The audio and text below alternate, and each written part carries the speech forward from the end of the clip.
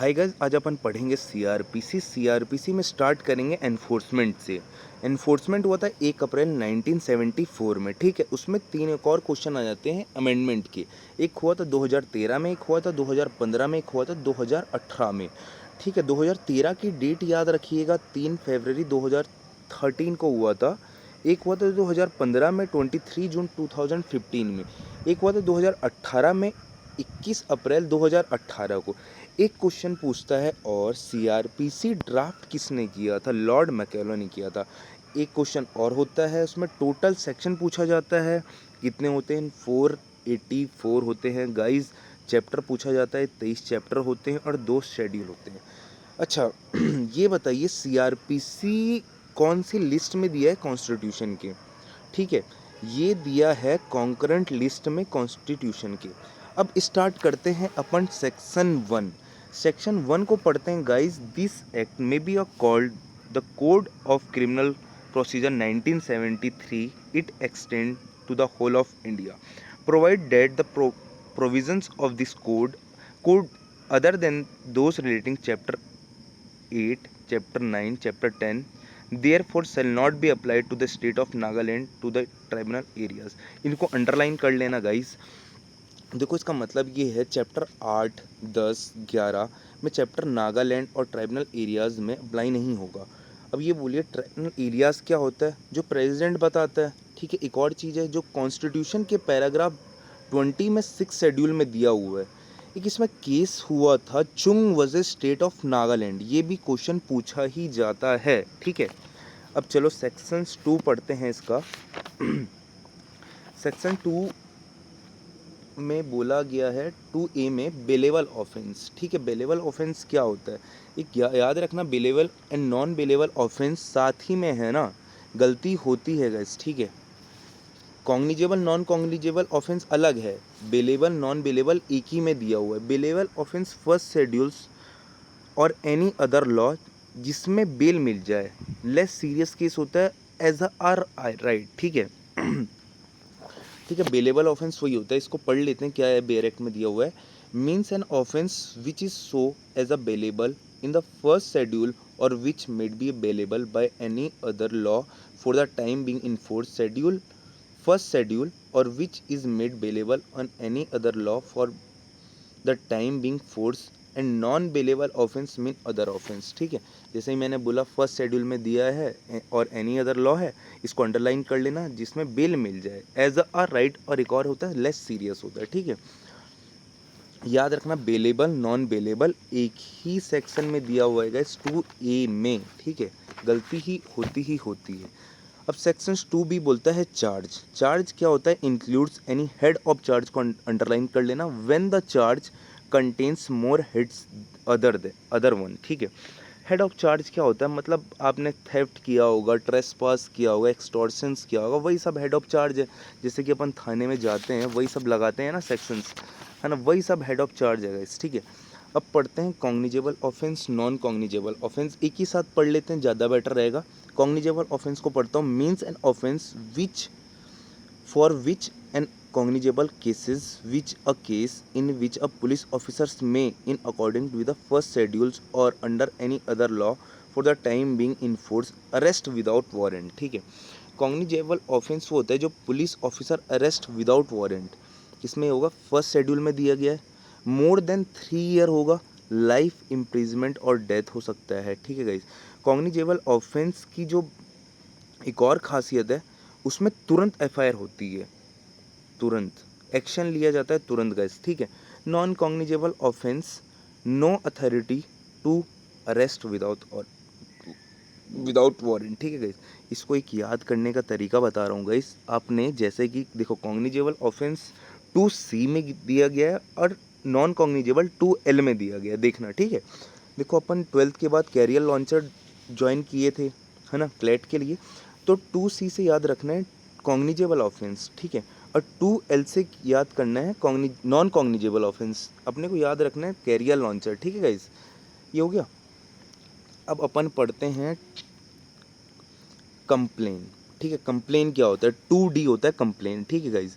Means any allegations made orally और in writing और to a magistrate with a view to his taking actions under this code that some persons, whether known or unknown, has committed an offence but does not include police officer. इसमें यार underline कर लेना, orally writing magistrate known unknown does not include a police officer को underline कर लेना guys, ठीक है।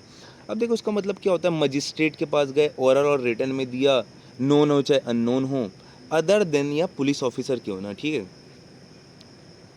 Complaint में क्या होता है, सीधा डायरेक्ट अपन मजिस्ट्रेट को देते हैं, ठीक है, पुलिस ऑफिसर को नहीं देते, वहाँ हो जाता है FIR, ठीक है।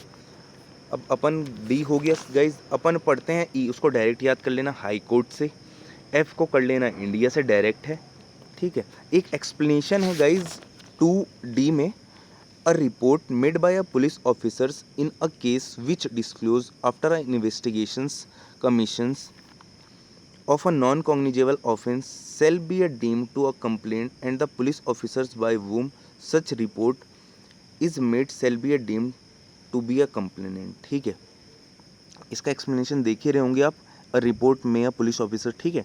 इसमें क्या होता है, देखो कॉग्निजेबल ऑफेंस हुआ है, पहले पुलिस ऑफिसर ने इन्फॉर्मेशन मिली कि ये कॉग्निजेबल ऑफेंस है, तो उसने तुरंत इन्वेस्टिगेशन की, इन्वेस्टिगेशन में पता चला कि वो नॉन कॉग्निजेबल ऑफेंस है, तो वह रिपोर्ट मजिस्ट्रेट के पास भेजा, तो वह कंप्लेंट होगा, और जो पुलिस ऑफिसर होगा कंप्लेनेंट होगा, ठीक है। इसको याद रखना, ठीक है, और कुछ नहीं एक्सप्लेनेशन में, यही है।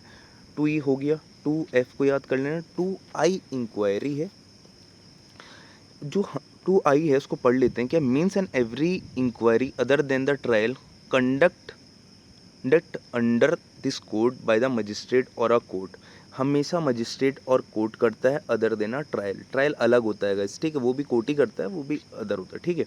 उसके बाद पढ़ते हैं 2H, 2H क्या है, इन्वेस्टिगेशन, इन्वेस्टिगेशन इंक्लूड, पढ़ लेते हैं, includes all the proceeding under this code, collections of evidence, underline कर लेना, conduct by a police officer, underline कर लेना, or by any officer other than, अब पुलिस ऑफिसर को, मजिस्ट्रेट को अंडरलाइन कर लेना, who is authorise by a magistrate in the behalf, ठीक है। इन्वेस्टिगेशन क्या होता है, कौन करता है इन्वेस्टिगेशन, पुलिस ऑफिसर ही करता है, ठीक है। उसमें 3 चीज़ याद रखना, कलेक्शन ऑफ एविडेंस करते हैं, conduct by a police officer करता है, अदर देन द मजिस्ट्रेट करता है, ठीक है। सब मजिस्ट्रेट का कोई रोल नहीं होता इन्वेस्टिगेशन में, ठीक है गाइज। अब पढ़ लेते हैं 2I, जुडिशियल प्रोसीडिंग क्या होता है, include any proceeding in the course of which evidence is और may be a legally taken on oath, ठीक है। Evidence is more may be a taken an oath को ही याद करना है और कुछ नहीं है इसमें, ठीक है। 2J क्या है, लोकल जुरिडिक्शंस, ठीक है।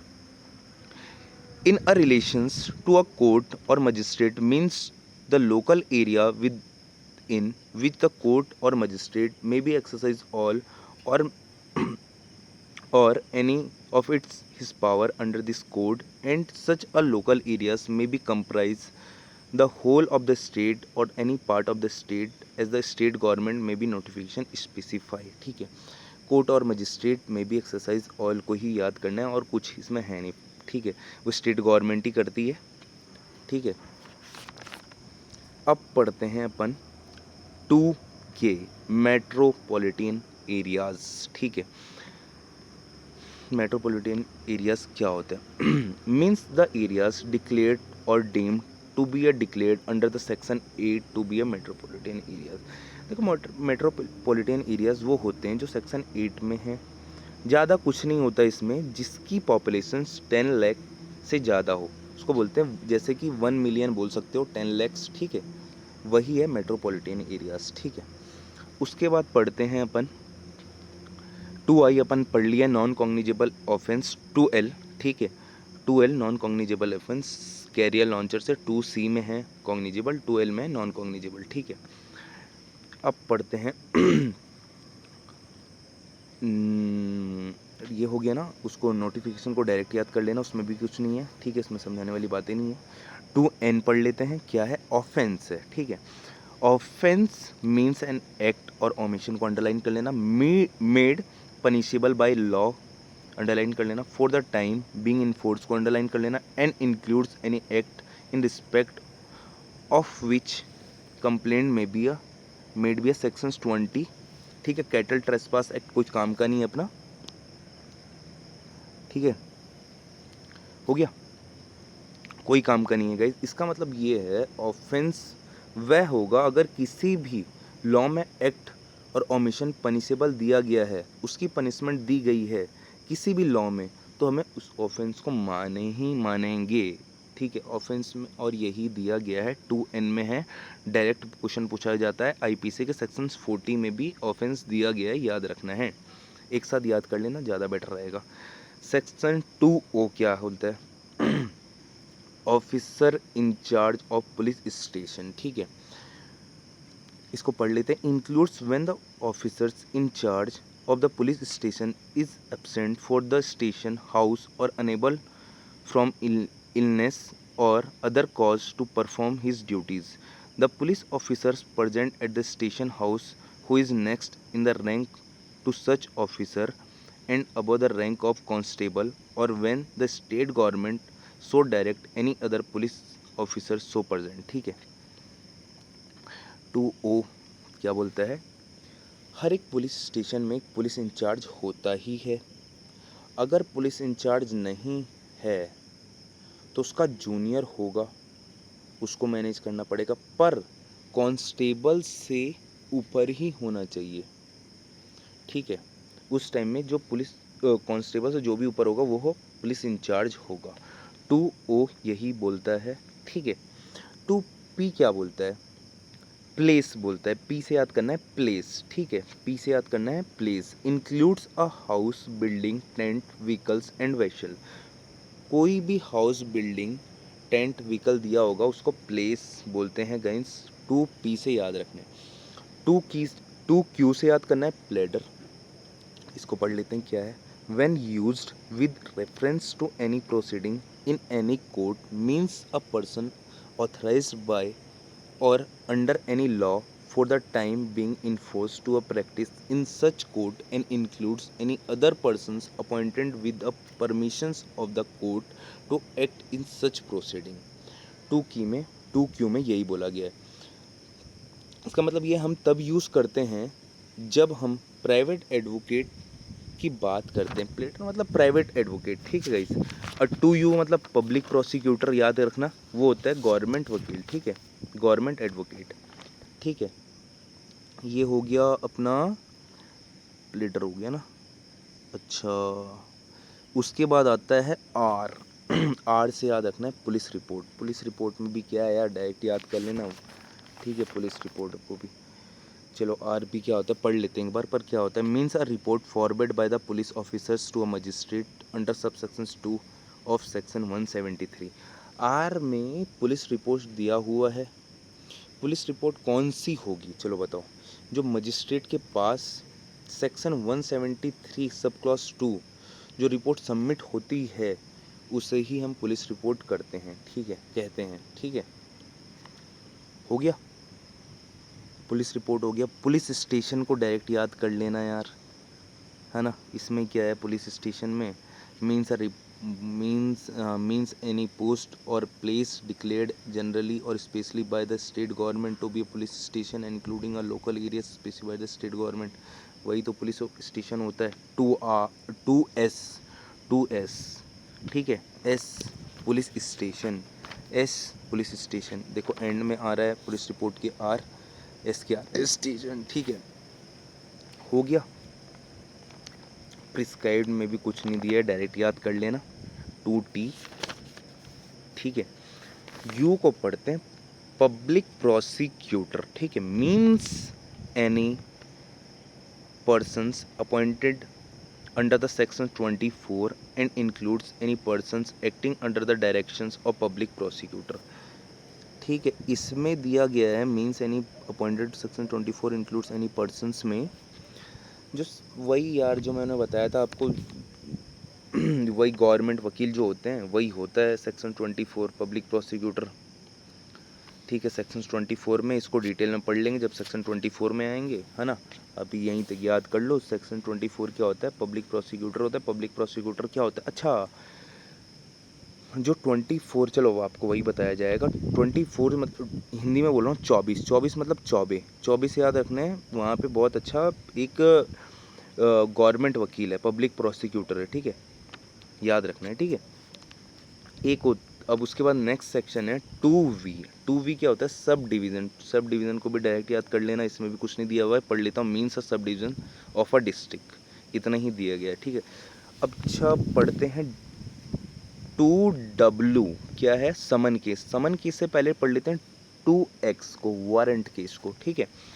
क्यों पढ़ते हैं वो आप देख लेना बाद में, क्यों पढ़ेंगे इसको। 2W को पढ़ लेते हैं, वो 2X को पढ़ लेते हैं पहले, वारंट केस को। वारंट केस में क्या है? Means a case relating to an offence punishable with death, imprisonment for a life और imprisonment for a term exceeding, देखो एक्सीडिंग 2 ईयर, अंडरलाइन कर लो, एक्सीडिंग 2 ईयर को अंडरलाइन कर लो। वो सारे ऑफेंस जिसकी पनिशमेंट मोर देन 2 ईयर्स या लाइफ इम्प्रिजमेंट या डेथ है, उसको हम वारंट केस कहेंगे। अब आ जाओ आप समन केस में। समन केस क्या होता है? 2W में दिया गया है समन केस, 2X में दिया गया वारंट केस, ठीक है। X से याद करना वारंट, ठीक है।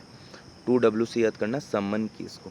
समन केस वो होता है other than the warrant case को ही हम समन केस कहते हैं गाइस, इसलिए वारंट को पहले पढ़ना था, ठीक है। वारंट केस क्या होता है आपको बता दिया गया है, एक बार और बताता हूँ। वो सारे ऑफेंस जिसकी पनिशमेंट मोर देन 2 ईयर्स या लाइफ इम्प्रिजमेंट या डेथ है, उसको ही हम वारंट केस बोलते हैं, ठीक है। अब अपन पढ़ते हैं victim. 2WA means a persons who has suffered any loss or injury caused by a persons of the act or omissions for which the accused persons has been charged, and the expression victim को underline कर लेना, include the guardian and legal hire। अब देखो इसमें question आता है कि victim कब ऐड हुआ था? 2009 में ऐड हुआ था, ठीक है। विक्टिम कौन होता है? जिसको लॉस और इंजरी हुआ है, ठीक है। अगर इंजरी में मौत हो जाती है तो विक्टिम के गार्जियन और लीगल हायर को, गार्जियन और लीगल हायर को अंडरलाइन कर लेना, ये क्वेश्चन बनता ही बनता है, ठीक है। अब उसके बाद एक लास्ट क्वेश्चन, लास्ट सेक्शन है 2Y। Words and expressions used herein and not defined but defined in IPC 45 of 1860 having a meaning respectively assigned to them in the dead code। कोई भी डेफिनेशन कहीं ना मिले तो आईपीसी में देख लेना, ठीक है। और आगे के सेक्शंस को अपन नेक्स्ट वीडियो में देखते हैं। कोशिश ये करना सेक्शंस 2 को पूरा कंप्लीट याद कर लेना, क्योंकि यही पूरा बेस है बेयर एक्ट का, हर जगह पूछा जाएगा, ठीक है गाइस। कॉग्निजेबल, नॉन कॉग्निजेबल, ठीक है, बेलेबल, नॉन बेलेबल, ठीक है, कंप्लेंट क्या होता है, ठीक है, इन्वेस्टिगेशन इंक्वायरी क्या होती है, ऑफेंस क्या होता है, ठीक है, पुलिस रिपोर्ट क्या होता है, पुलिस स्टेशन क्या होता है, वारंट क्या होता है, विक्टिम क्या होता है, यही सब पूछा जाएगा। इसलिए आप प्लीज़ प्लीज़ प्लीज़ आपको देख लीजिएगा, ठीक है। Thank you guys.